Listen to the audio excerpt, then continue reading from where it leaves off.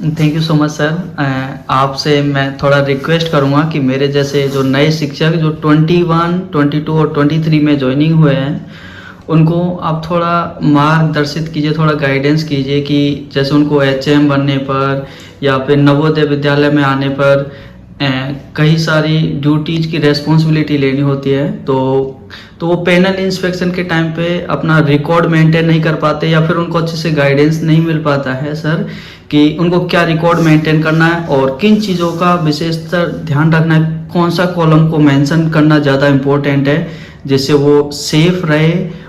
देखिए, जवाहर नवोदय विद्यालय विश्व का सबसे अग्रणी निःशुल्क शिक्षा देने वाला संस्थान है और अब वर्तमान सरकार के द्वारा इसका नाम पीएम श्री जवाहर नवोदय विद्यालय कर दिया गया है और तरह तरह की सुविधाएं इन नवोदय विद्यालयों को दी जा रही है। तो जो नया स्टाफ आ रहा है उनके लिए मेरा संदेश यही है कि आपका भविष्य बहुत उज्जवल है और आपको अपॉइंटमेंट लेटर में ही बहुत सारी बातें बता दी गई है कि क्या ड्यूटीज है और क्या रिस्पॉन्सिबिलिटीज है। सिक्के के दो पहलू हैं, ड्यूटीज और रिस्पॉन्सिबिलिटीज। अगर आप टीजीटी पीजीटी है या यहाँ नवोदय में शिक्षक है तो आप ये मान के चलिए कि आप सदन प्रभारी होना आपका जरूरी है, सीबीएसई प्रभारी होना जरूरी है, सीसीए प्रभारी होना जरूरी है, एनसीसी ऑफिसर होना जरूरी है, स्काउट मास्टर, स्काउट कैप्टन होना जरूरी है और भी बहुत सारे ऐसे जो 17 क्लब्स है उन क्लब्स के सब्जेक्ट कमेटी मीटिंग है, हाउस मीटिंग है, हैप्पी आवर्स है और टीचर डायरी है। अपनी डायरी अच्छे से मेंटेन करना है, टाइम टेबल हो उसमें, है ना, आपके स्प्लिट ऑफ सिलेबस हो, आपके क्लास के बच्चों के नाम हो और उनका यूनिट टेस्ट वाइज जो है मार्क्स हो और उस पर आपको रिव्यू करना है। जिस प्रकार से किसान जो है अपनी खेती करता है और उसको बीच बीच में उसकी परवरिश करता है तभी उसको फसल मिल पाती है, उसी प्रकार से एक शिक्षक को भी पढ़ाना है, कापियां जांचना है, उसका यूनिट टेस्ट और मूल्यांकन लेना है और मूल्यांकन के बाद जो प्रतिफल प्राप्त हुआ है, जो अंक आ रहे हैं, उसका रिव्यू भी करना है और फिर रिव्यू करने के बाद ये देखना है कि हमारे कौन कौन से बच्चे बहुत अच्छे अचीवर्स हैं और कौन कौन से बच्चे जो है अच्छा कमज़ोर है। तो अचीवर्स और कमज़ोर के बीच में पीयर ग्रुप बनता है, वो ग्रुप बनाए और अपने जो बच्चों को है मार्गदर्शन करें, उनकी काउंसलिंग करें। निश्चित ही ऐसा करेंगे आप तो आप अच्छे शिक्षक बनेंगे। और ये बदलता हुआ परिवेश, कंप्यूटर का ज़माना है और ये सभी बच्चे आपके 21वीं सदी के बच्चे हैं जिन्होंने मोबाइल युग में जन्म लिया है। तो हमें इनके अनुसार ही अपनी भावनाओं को, अपने मनोयोगों को और अपनी जो कार्य प्रणाली है उसी तरीके से जो है व्यवस्थित करना है। अब पहली बात तो यह है कि आज के शिक्षक को स्मार्ट होना बहुत जरूरी है। हार्ड वर्क करते हैं बोलते हैं, परंतु हार्ड वर्क करने की बात जरूरी नहीं है, आपको स्मार्ट वर्क करना बहुत जरूरी है। जी सर, मैं रोकना चाहूँगा, क्षमा चाहूँगा इसके लिए। सर जैसे कई बार टीचर ये सोचते हैं कि जैसे पैनल इंस्पेक्शन के टाइम में कि हम टीचिंग को इफेक्टिव कैसे बनाएं, तो किस चीज़ों का ध्यान रखें जिससे हमारी टीचिंग अच्छी हो, लर्निंग आउटकम में क्या इंक्लूड करें, तो सर इसके ऊपर थोड़ा सा टिप्पणी। देखो, पैनल इंस्पेक्शन आपकी कमियों को निकालने के लिए नहीं होता है।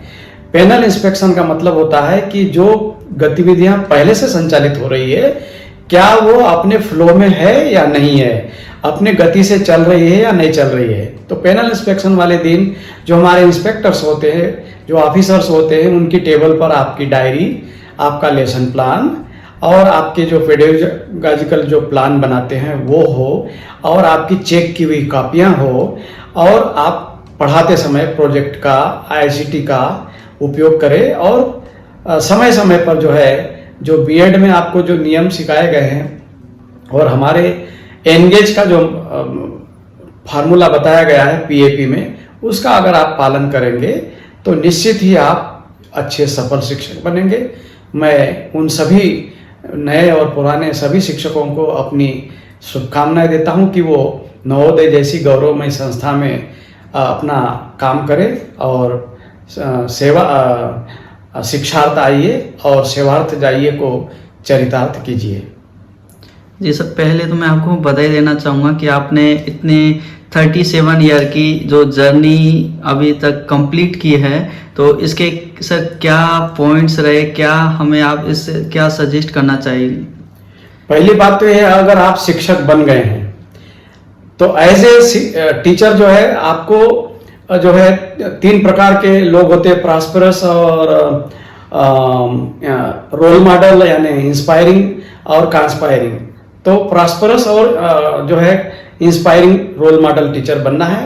आपको किसी प्रकार की आपके जीवन में ट्रांसपेरेंसी हो, इस बात का अवॉइड करना चाहिए और अपने काम पर ध्यान देना चाहिए। और जब आप रोल मॉडल के रूप में रोल मॉडल टीचर के रूप में अगर काम करेंगे तो निश्चित ही आपके लिए बच्चे जो है बच्चा आपको है रोल मॉडल के रूप में देखता है और आपके पहनावे, आपके बोलने के तरीके और आपकी जो भी खड़े होने का तरीका है उसकी कॉपी करता है। इसलिए टीचर को रोल मॉडल होना है, पूरे ड्रेस में आना है, सदैव बच्चों के साथ अच्छा व्यवहार करना है, अच्छी बातें बोलना है। और आप जब देखेंगे कि आप जब अच्छा व्यवहार कर रहे हैं तो आपका बच्चा कभी भी आपको इनडिसिप्लिन आपके सामने नहीं करेगा, आपको रोल मॉडल मानेगा। और आप उस बच्चे को अगर किसी भी प्रकार से डांट भी देंगे तो वो आपकी बात सुनने के लिए तैयार होगा। क्यों? कि वो वैसा टीचर जो है बच्चों का आइकॉन बन चुका होता है। तो और जब जो हमारे आइकॉन है, जो हमारे रोल मॉडल है, उनकी बातों को मानना हमारा दायित्व होता है। तो ऐसे समय में ऐसे विद्यालयों में जो अच्छे शिक्षक कार्य करते हैं कभी भी अनुशासनहीनता नहीं होती है और उनका स्कूल उत्तरोत्तर यानी कंटिन्यू प्रोग्रेस करता है। हाउस मास्टर और एसोसिएट हाउस मास्टर है, वो अपने हाउस में किस तरीके से सुचारू रूप से चलाए, इस पर सर थोड़ा टिप्पणी कीजिए। देखो, सदन प्रभारी के रूप में सदन का प्रोफाइल रजिस्टर, अटेंडेंस रजिस्टर और जो हैप्पी आवर्स का जो रजिस्टर है और विजिट रजिस्टर है, इसको आपको बहुत ध्यान देना है। जब भी आप अपने हाउस में जाते हैं अपने बच्चों के हालचाल पूछिए और कभी हो सके तो अपने मोबाइल से बच्चों के पेरेंट्स से बातचीत भी करवा दीजिए। निश्चित ही वो बच्चा खुश रहेगा और किसी भी प्रकार की जो बातें हैं आपसे शेयर करेगा। बच्चा तभी शेयर करेगा जब आपको जो है फ्रेंडली व्यवहार करना है। आप डांटते रहेंगे तो बच्चा आपकी अपनी व्यथा नहीं बताएगा।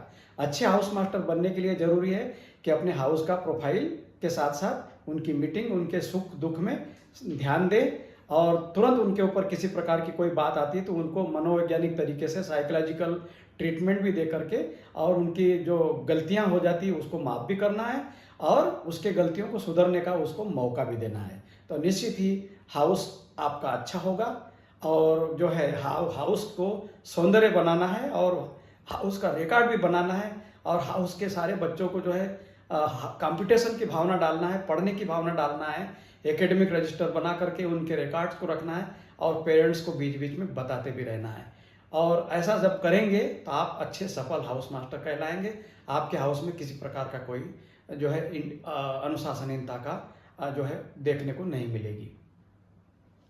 जी सर, एक मेरा जैसे सर मुझे तो अभी नवोदय विद्यालय बहुत अच्छा लग रहा है। जैसे 2.5 ईयर मुझे हो गया है तो मैं HMB हूँ, डेली यूज आइटम का चार्ज भी मेरे पास है, एग्ज़ाम सेल इंटरनल एग्ज़ाम भी मेरे पास है और क्लास टीचर भी है। तो कई सारी रेस्पॉन्सिबिलिटी है, लेकिन कई बार जो टीचर हैं वो घबरा जाते हैं कि हमारे पास इतनी रेस्पॉन्सिबिलिटी हम नहीं ले पाएंगे या फिर बच्चों के साथ कैसे कोऑर्डिनेट कर पाएंगे या फिर हमारी पढ़ाई को हम जो टीचिंग है उसको अच्छे से इफेक्टिव नहीं होगी।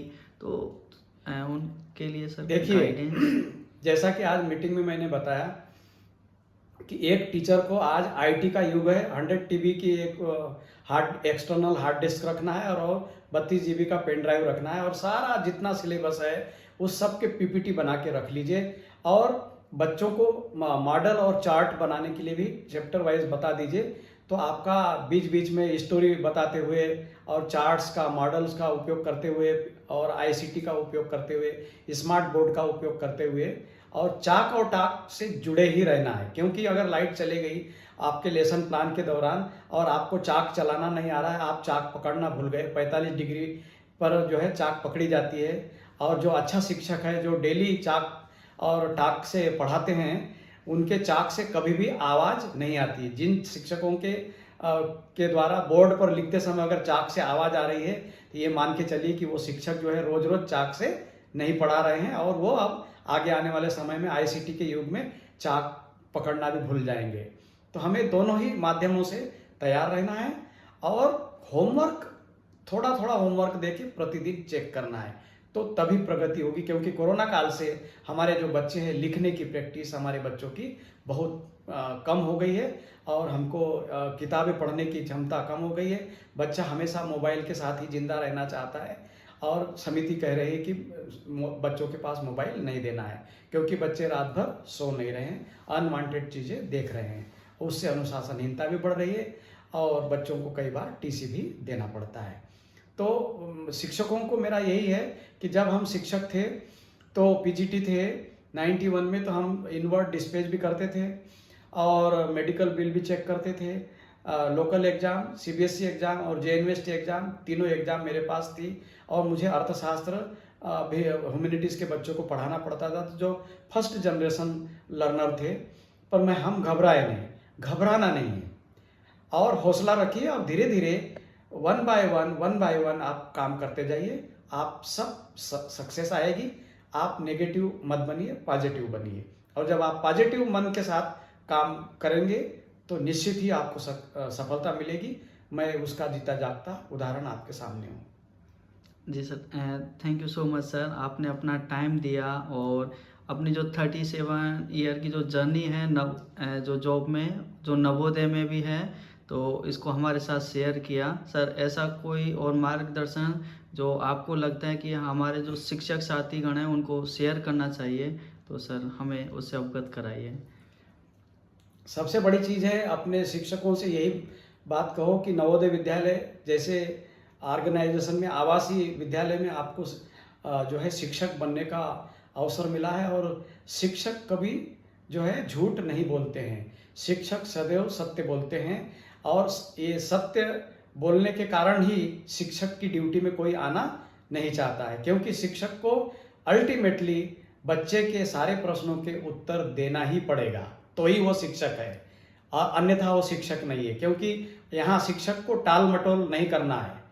शिक्षक ही ऐसा व्यक्ति है जो अपने जो डाउट्स है बच्चों के, उसको जब तक पूरा उत्तर नहीं देते तब तक वो अपने जो है लगे रहते हैं। और अगर वही उत्तर नहीं आ रहा है तो कल हम आके आपको बताएंगे, पर वो जरूर बताएंगे। यानी एक्स का मान क्या है, जब तक एक्स का मान नहीं निकल जाता तब तक शिक्षक लगा रहता है।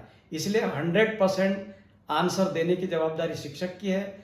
और शिक्षक जो है 100% आंसर लाने के लिए बहुत सारे रिसोर्स मटेरियल को पढ़ते हैं। इसलिए आज के समय में शिक्षक बनना आसान है, परंतु एक रोल मॉडल और इंस्पायरिंग और रिसोर्सफुल टीचर बनना बहुत कठिन है। और रिसोर्सफुल और पॉजिटिव थिंकिंग और क्रिएटिव टीचर अगर आप बन जाते हैं तो निश्चित ही आपका, आपके परिवार का और आपके स्कूल का पूरा कल्याण होगा, ऐसी मैं उम्मीद करता हूँ। और ढेर सारी आने वाली जनरेशन को शुभकामनाएं देता हूँ, क्योंकि स्टेट गवर्नमेंट में 4.5 साल और नवोदय विद्यालय में 33 ईयर का योगदान, पीजीटी, वाइस प्रिंसिपल, प्रिंसिपल 22 साल रह के, अभी 2 साल से मैं सहायक आयुक्त हूँ। और मैं सभी चीज़ों, पदों पर काम करने से काफ़ी सारा अनुभव है।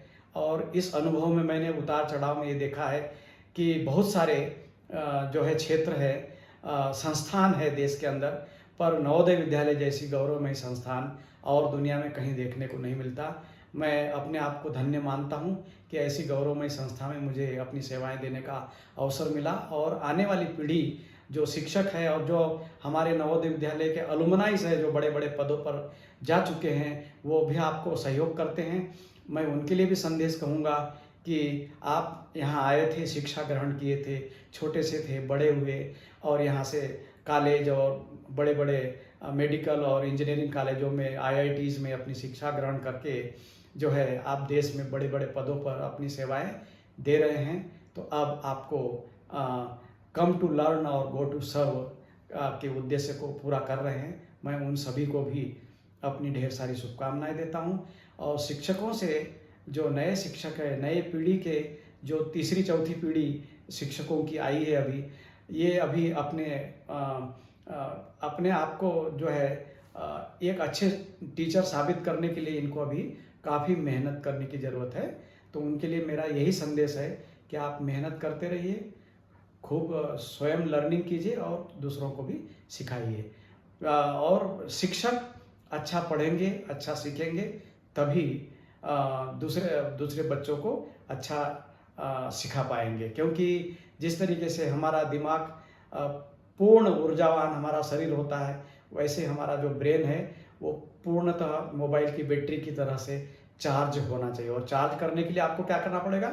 न्यूज़ देखने पड़ेंगे, पढ़ने पड़ेंगे, बहुत सारे मैगजीन पढ़ने पड़ेंगे, रिसोर्स मटेरियल पढ़ना पड़ेगा, तभी आप 40 मिनट में आप रिसोर्सफुल टीचिंग कर पाएंगे। आज के ज़माने में जो है रिसोर्सफुल जो टीचर है वही स्मार्ट टीचर है, अदरवाइज तो ड्यूटी टीचर की अब ज़रूरत नहीं है। धन्यवाद। Thank you so much sir, आपने अपना बहुमूल्य समय निकालकर हम मेरे जैसे कई जो शिक्षकों को एक अच्छी लाइन, एक अच्छी गाइडेंस दिया है, इसके लिए सर धन्यवाद।